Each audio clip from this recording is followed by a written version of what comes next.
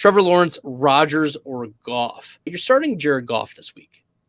This is my ride or die in week 17. I've been touting Jared Goff for weeks and weeks, for months and months. For a year, I've looked forward to this game between the Detroit Lions and the Chicago Bears at home for Detroit in a must-win scenario against a very, very bad defense. And yes, Jared Goff, last time that he played Chicago, he finished as the quarterback 22, but he had 15 fantasy points, which isn't going to kill you.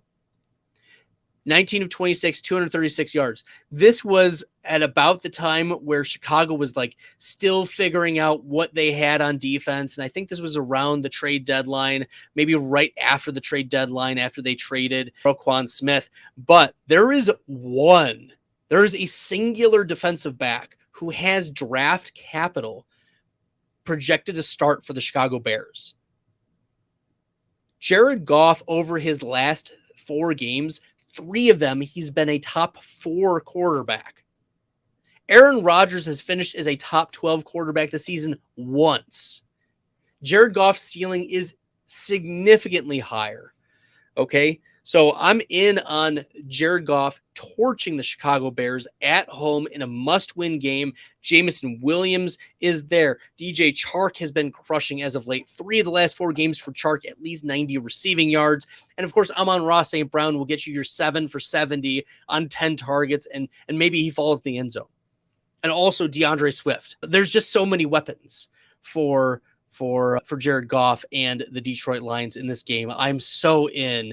This is ridiculous. And no, I don't have my Detroit bias on because I live 25 miles outside of the city of Detroit. But there we go. And then your question, like, do I start Trevor Lawrence? This game does not matter. This game does not matter to the Jacksonville Jaguars. The momentum argument, and Doug Peterson, I think, has sat starters in the past when he was on the Eagles in games that were pretty inconsequential, because it's ultimately going to come down to the Jacksonville game, week 18 against Tennessee. Okay, so I think that Trevor Lawrence gets out to a strong start and then just cruise the rest of the way. As I said before, the Houston Texans give up a ton of fantasy points to opposing running backs. This is projected to be a Travis Etienne game.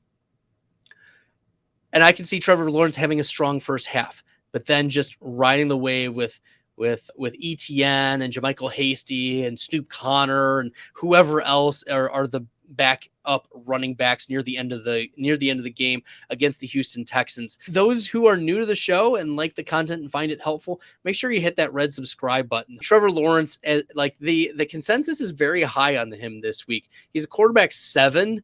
And I get that Houston is bad, but I think the game script is not going to go in favor of seeing like a spike week from Trevor Lawrence, despite the fact that we've seen Trevor Lawrence be a top 5 quarterback 3 of the last 5 weeks against a Houston team that doesn't give up a lot of fantasy points to opposing quarterbacks for the reasons I've mentioned earlier, not because they're good, but because the game scripts don't favor opposing quarterbacks getting spike weeks.